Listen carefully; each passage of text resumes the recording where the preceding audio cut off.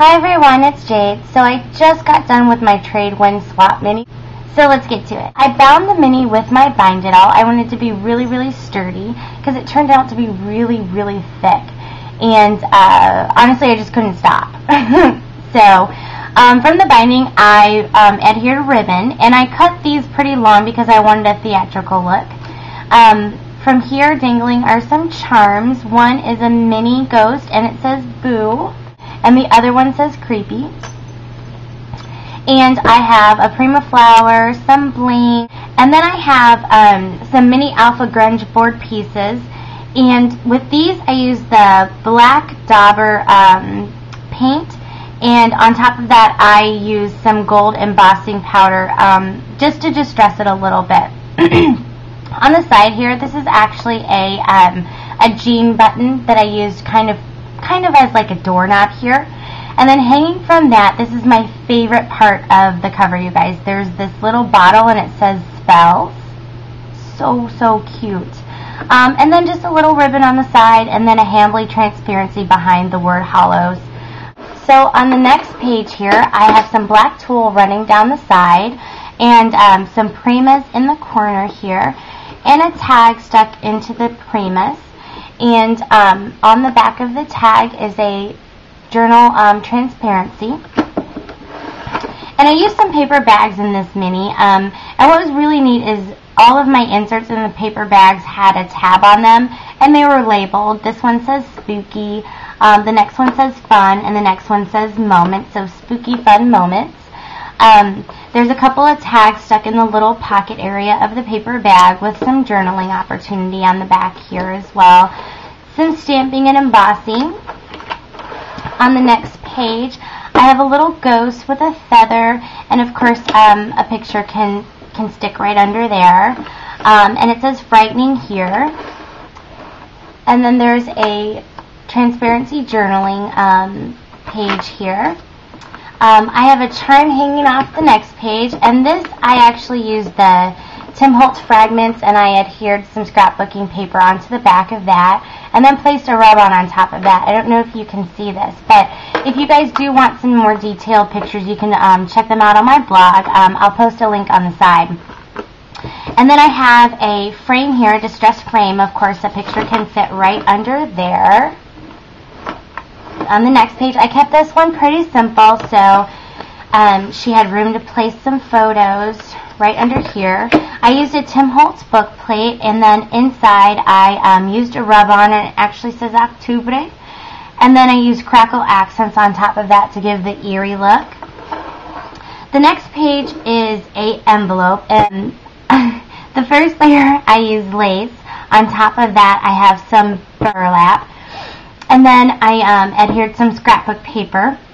I have a couple of little die-cut bats here, and I used the distress stickles and a couple little bling pieces. And then there's this cutout window, and it says treat. And then you pull the tab, and it says trick. And then, of course, you can pull the tag all the way out. Some journaling opportunity, a photo here maybe. Little Prima flower and some bling, and it says spooky on the top. And then on the next page, there's a corner right here, and then there's another book plate here, chipboard piece book plate, and then inside it says be scary. And then there's this little booklet, H for Halloween, and it opens on up, and there's actually a magnet so that it closes and adheres. And then on the back it says the pumpkin patch, maybe a photo could go there. So this next page is one of my favorites, you guys. I have that double slide pocket here, and on the top here there's a skeleton head, and it says Austin. Steph has two little boys, one named Cody and one named Austin, so Austin's on top, and then on the bottom here it says Happy Halloween, Cody, and then it goes right back in. See that? I love it. And then I have two tags in here, and they're actually bingo cards. One says trick and one says treat. And then on the back there's some journaling opportunity. Here it says boo and some bling, a little rub-on and some lace. on to the next page. Here I used Pink Paisley's doilies, and it's the pumpkin patch one, as a little corner here, and there's a tag. The next page is another paper bag, and then there's a little baby pocket on the side of the paper bag, and right here it's a manila envelope, and then holding down the flap is a little photo corner clasp, and the little flap says candy, and then inside there's a couple of tags, and then on the back of those there's some transparency journaling spots, a little spiderweb bling and some Prima, and then the insert has, you know, opportunity for a photo or a tag or whatever she'd like to stick under there. And then there's some rub-on on the back. Then on the next page, this is the back of the paper bag, so there's that pocket there. And there's a tag in here, and it actually opens up. And then there's a transparency journaling spot here. And on this this whole entire tag, I actually used the Distress Embossing powder here as well. And I wanted to curl the transparency a little bit, so I kept the heat on a little bit longer. A photo spot, and then on the back there's room for a photo as well.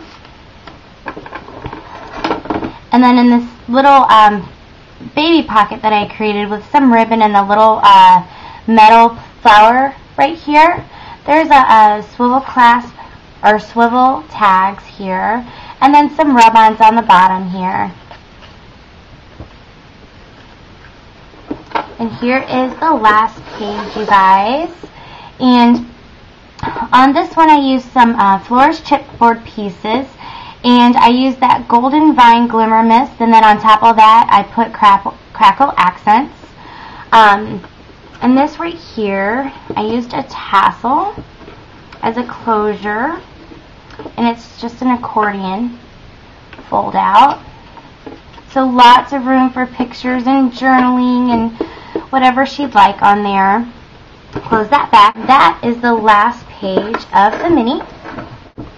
So I'm going to go ahead and go through it for you guys without saying anything.